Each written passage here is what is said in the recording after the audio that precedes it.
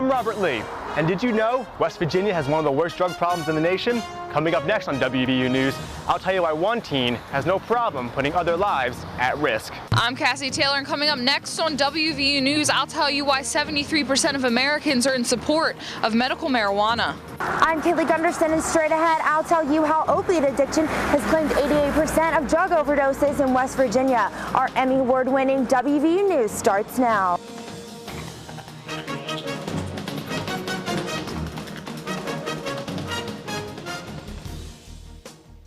West Virginia has the highest drug overdose death rate in the U.S., more than double the national average. I'm Paige Madden. And I'm Emily Swecker. Driving under the influence of drugs, medical marijuana, and prescription drug addiction. These stories and more in our special edition show, Substance Abuse, a West Virginia epidemic.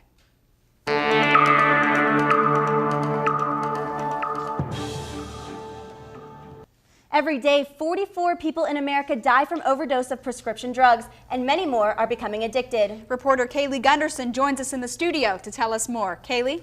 Thanks, Paige and Emily. Prescription drugs are currently the second most abused drug in West Virginia, only second to marijuana. This abuse leads to about 36 deaths per 100,000 people every year. Opiates are a type of drug that's commonly found in prescription painkillers and prescription sleeping pills, and it's a drug that can be very addictive. I found out more about opiates and what people who are suffering from opiate addiction can do. West Virginia currently leads the nation in overdose deaths, with its greatest contributor being opiates. This type of drug comes in many forms, one being OxyContin, which WVU student AJ Nelson began taking from time to time and ended up in a year-long addiction. Days were kind of pathetic, like I would get up and, it was kind of sad, but one of the first things is like, all right, how are we going to get one? He says buying this drug became his top priority. Of the 363 drug overdoses in West Virginia this year so far, roughly 88% were related to opiate abuse and involved multiple substances. Methadone is a drug often confused with methamphetamine, but as Stephanie Stevens explains, it actually fights opiate addiction from the inside out. It goes into those receptors in their brain that they're called mu receptors. They're the opiate receptors. They're the parts of the opiate abusing adult's brain that says, I need more, I'm going to be physiologically sick, I have this compulsive craving, all of those types of things, and it sits in those mu receptors.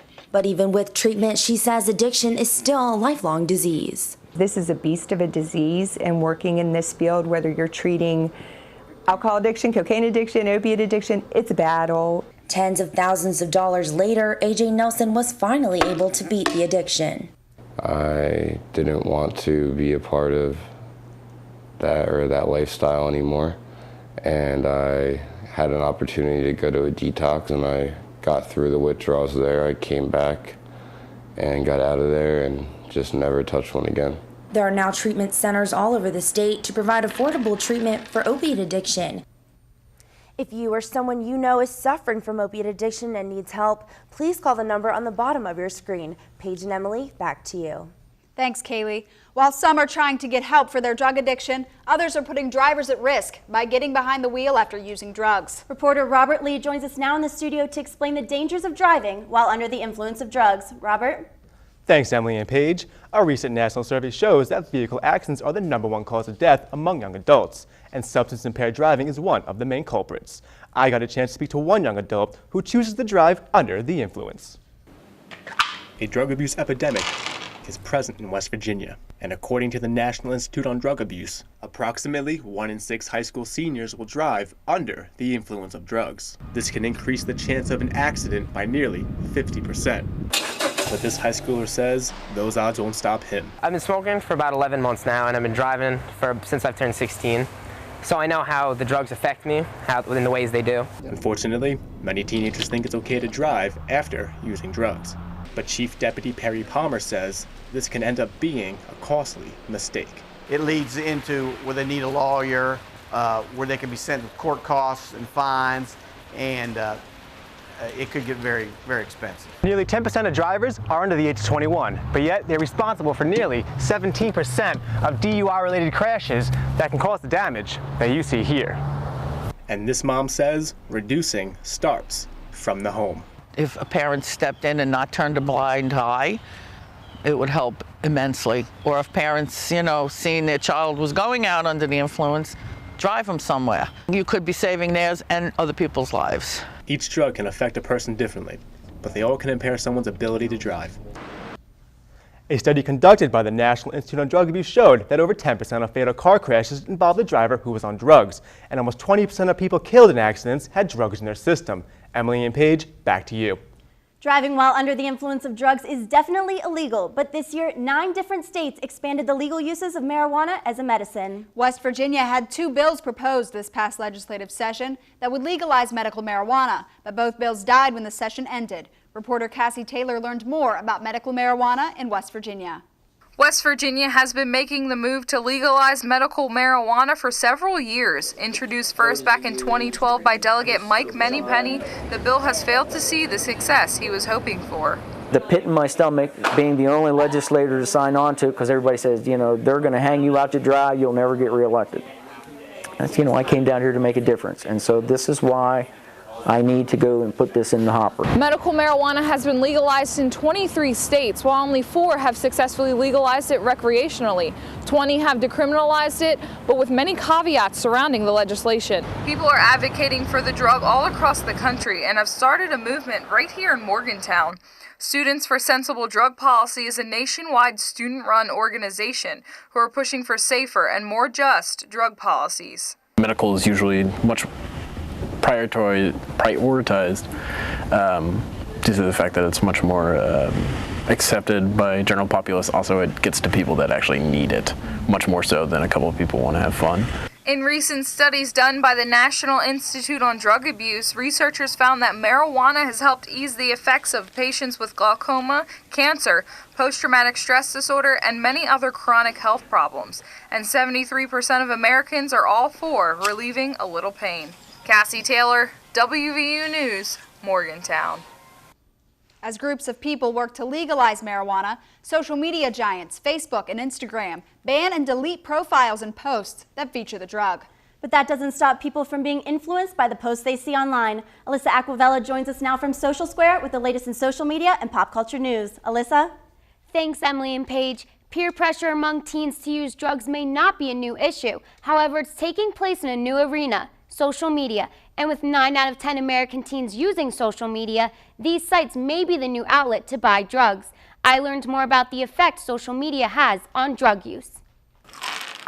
According to the National Institute of Drug Addiction, over 500,000 people die annually from drug use. And for one high school teacher, this statistic became a reality. Personally, I have experienced losing a student due to drug use, and that's really hard. And seeing the impact that it makes not only on the school community, but their family is devastating. A study by Columbia University reports that social media is increasing drug use among teens. The study states that teens who spend time on social media are 5 times more likely to use tobacco, 3 times more likely to use alcohol, and twice as likely to use marijuana. WVU communications professor Nick Bowman states that while almost everyone uses social media, not everyone is pressured by the negative content. I think that while it is absolutely true that we learn from our environment, and it's absolutely true that our social media environment contains antisocial content, you have to account for the fact that people make choices, that people don't respond to all content in the same universal way. Experts believe the best way to reduce drug use among teens is through education. I think it's important for children to learn about their integrity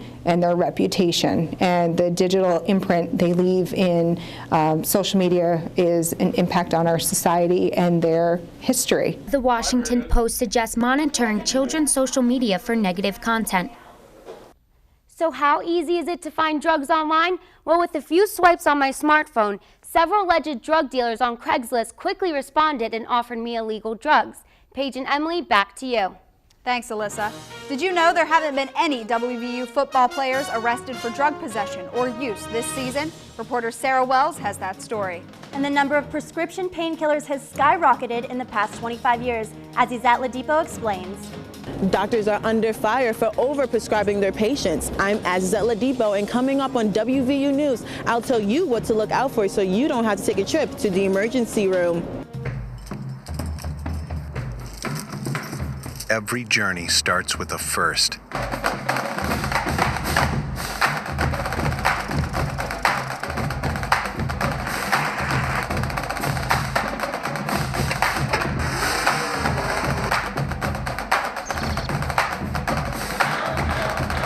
will you go first?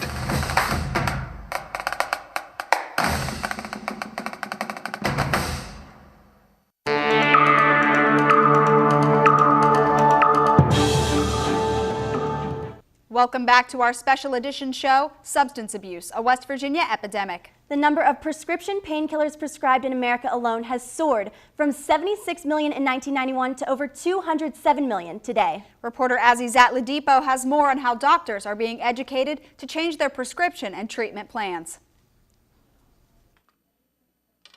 Over 150 people have died from prescription medication this year alone in the state of West Virginia, and yet drugs like oxycodone and morphine are still the #1 pill given to patients to relieve pain. The Center for Disease Control and Prevention is pointing the finger at doctors for overprescribing their patients for several years. Opiate specialist Dr. Jim Barry says in the 1990s, opiate prescriptions skyrocketed. We as a society decided that it was necessary to treat pain at all costs.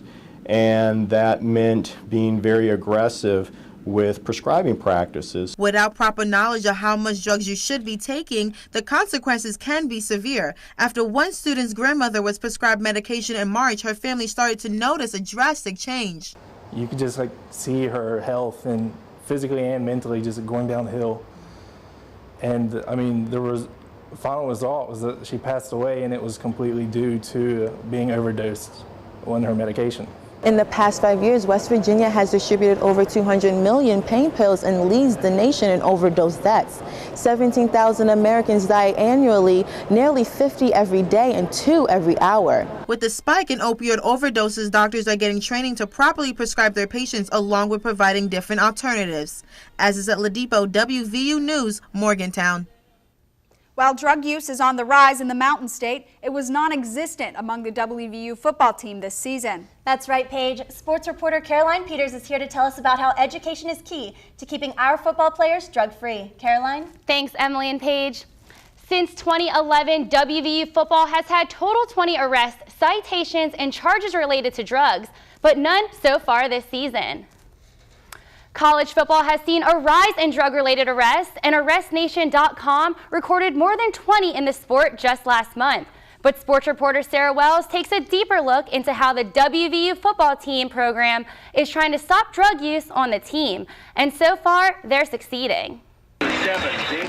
During this college football season, more than 45 players have been arrested for recreational drug use, but none have been from WVU. And center Tyler Orlowski says that's because the program works to educate the players. They do a good job. Compliance comes in every year in the offseason. They tell us what we have to do and what we cannot do. They tell us that the athletic trainers and the strength staff play a big role in that. Assistant Director of Football Operations and former WVU star running back Quincy Wilson says because of the rise in recreational drug use, the program is as upfront as possible about the consequences. I think there's more of an awareness. I think before it was kind of like an untold secret, like, hey, there's guys that smoke on the team, and now it's kind of a little bit more awareness, like, hey, more coaches tell you, hey, if you're doing that, you better make sure you're clean and all that stuff. So I think there's just more awareness, which is good because, that's a pretty dumb thing to get kicked off the team for. Like many other schools, WVU has its own recreational drug use policy outside of the NCAA. And when freshman players first arrive on campus, they're educated on both of those policies. The team also has to report to the Big 12 Conference, which only tests for performance-enhancing drugs. Sarah Wells, WVU Sports, Morgantown. The Mountaineers finished the season as one of only a few Division I schools without any arrests for the school year. WVU officials tell me they will continue educating their players about drug use during the off-season. Paige and Emily, back to you. Thanks, Caroline. Well, that's going to do it for our special edition of WVU News. Substance Abuse, a West Virginia Epidemic. You can visit us online at our website. You can also watch any of our shows on YouTube. And please follow us and our reporters on Twitter. I'm Paige Madden. And I'm Emily Swecker. Thanks for watching WVU News.